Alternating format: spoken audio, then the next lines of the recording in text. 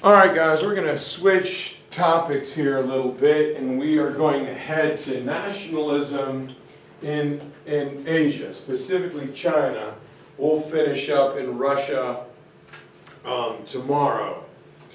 And over in Asia, Japan and China experienced the concept of nationalism a little later than those in Europe. The nationalist movements between China and Japan are deeply intertwined. We're going to talk about the same event, but from two different perspectives.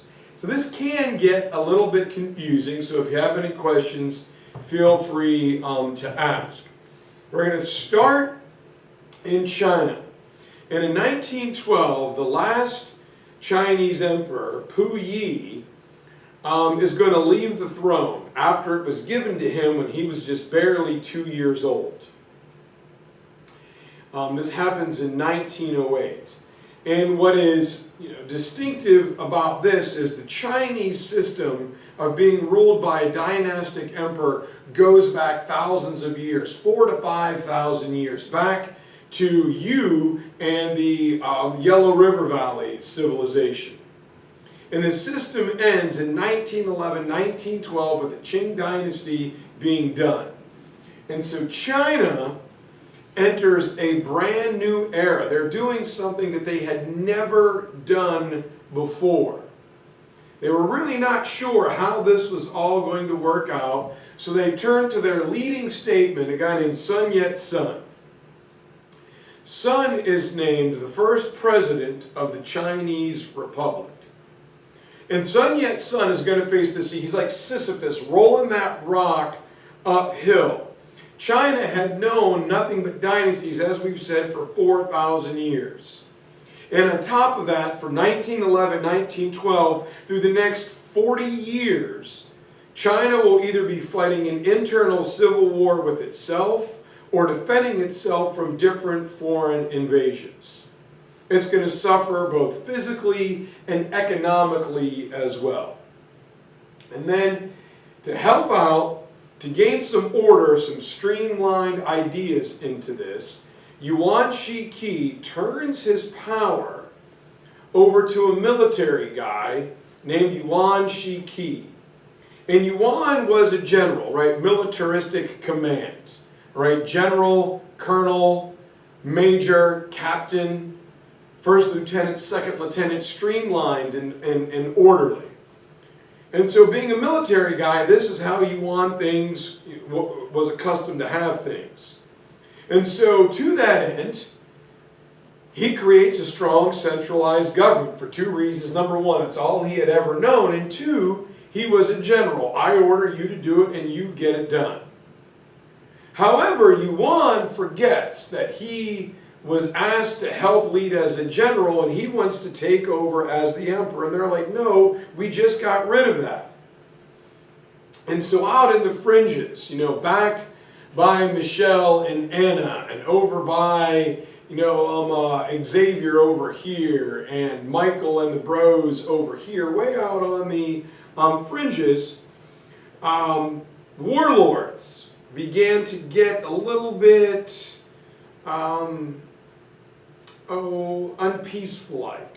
They begin to cause, damage. They begin to cause chaos. They're kind of rankling for power and its proximity to authority.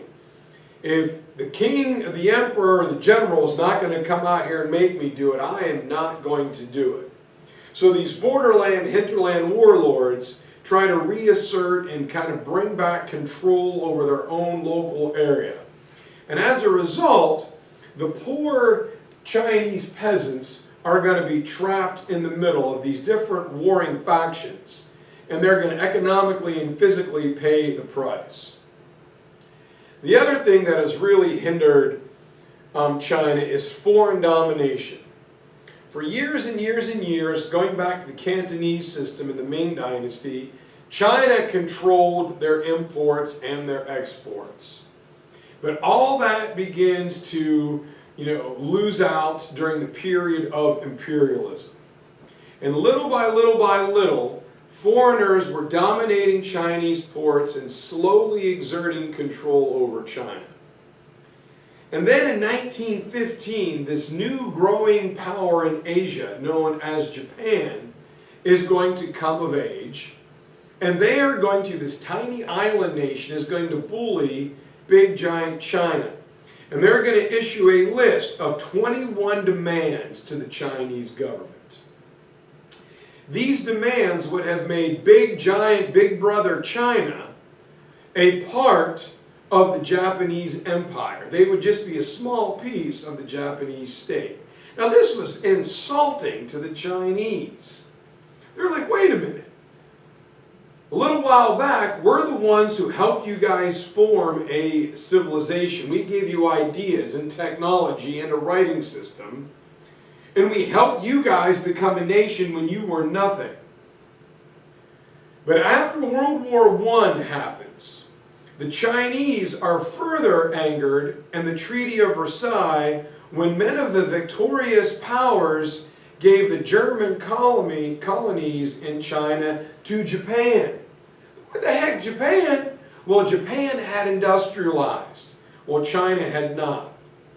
And so this will kick off this something known as the May 4th movement. May 4th, 1919, Chinese students began to protest the actions of the Japanese in the city of Beijing. The Japanese had said that if our economic interests are threatened, we can send in our own army to back it up and protect it.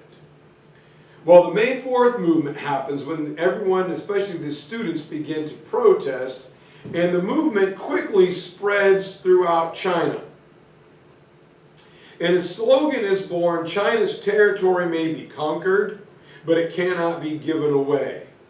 China's people may be massacred, but we will never surrender. So that is the theme of China for the next 40 years. Our land may be conquered, but not given away. Our people may be massacred, but we are not going to surrender. And the students began to organize a boycott of Japanese goods.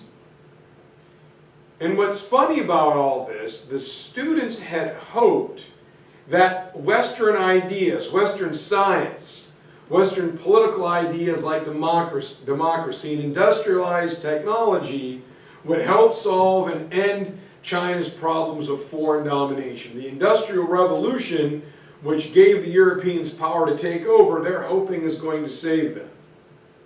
But initially, they rejected what had always been there to help them, like the ideas of Confucianism. Look at, man, whenever China gets into trouble, go back to how we got here. Let's go back to Confucianism. Let's do that. They are trying to break from the old traditional ways and do something new. So we get the return of Sun Yat-sen. Sun Yat-sen returns. And he is seen as the father of Chinese nationalism. Now, Sun Yat-sen had studied and traveled extensively in the West, Europe and the United States. And before the last emperor dies in the early 1900s or leaves the throne, he helped to organize the idea of Chinese nationalism. Be proud of China, which, very similar to Russia, Sun Yat-sen wanted to build on 3 pillars. He said nationalism and being proud of what we are, ancient River Valley China, would provide a way for us to break free from the shackles of foreign domination. Number 2, China should have some type of Republican representative democracy. We're going to elect officials to help give our voice and govern us. So nationalism 1, Republican democracy number 2, and last but not least, number 3, Chinese resources will be used to provide for the economic security for the people of China. That's it. So in 1921, Sun Yat-sen forms the Nationalist Party, known as the Kuomintang. We're going to call it the KMT. However, after forming this political party, Sun Yat-sen was not able to make much progress. And here is where the Western powers make a mistake. Sun Yat-sen had turned to the democratic West for help. Please help, I need some ideas. But Europe was just recovering from World War I. England and France were physically and economically devastated. Because of the treatment of President Woodrow Wilson, who is drawn as a court jester with his butt bent over the outline of the United States, and Europe kicking him out, we come back home to the era of the 1920s. We become isolationists. We're dancing the Charleston. The Flapper poem is written. Babe Ruth's hitting home runs. Jack Dempsey is the heavyweight boxing champion. All right, women are getting the right to vote, and American money is pouring into Europe. So we said, the heck with the world's problems. England and France were too devastated to help, and China's going, help, help, help. And no one will help them. A horrible mistake. And a country that no one has ever liked kind of hears a voice in the wind. Is someone asking for help? It sounds like someone is looking for help. We need much friends, da. Help, help. And turning to help China is the Soviet Union. And later, Sun Yat-sen would claim that the Soviet Union was the one and only real friend of China. How might the world have played out if one of the European allied powers or the United States had helped out Sun Yat-sen? So we're going to pick up in class with or tomorrow when we start talking about young Chiang Kai-shek. Very quick one today, guys, and I will see you tomorrow.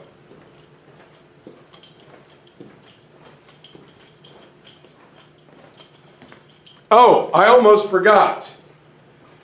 I'm going to put this here at the end, Chiang Kai-shek. For my students, I'm going to say, please remember to click like and subscribe. Not to Fortnite, websites or to watch people master the game, but to AP World History. Don't forget to like and subscribe. Thank you very much.